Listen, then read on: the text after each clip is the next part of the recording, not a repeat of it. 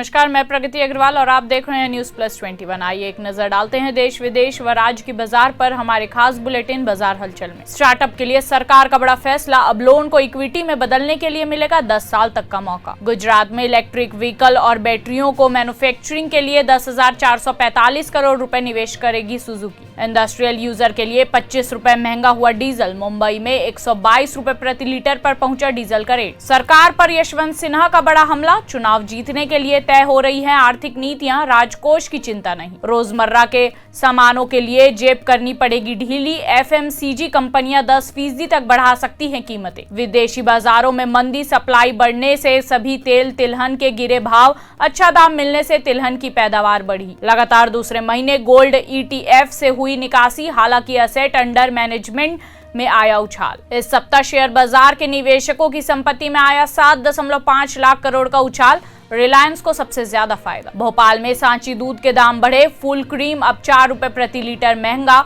घी के रेट में भी हुई बढ़ोतरी। बैंक ऑफ बड़ौदा दे रहा सस्ते में अपने सपनों का घर खरीदने का मौका, 24 मार्च को होगी प्रॉपर्टी की नीलामी। ऐसे ही तमाम जानकारी के लिए हमारे चैनल को लाइक और सब्सक्राइब करना ना भूलें और नोटिफिकेशन के लिए बेल आइकन जरूर दबाएं।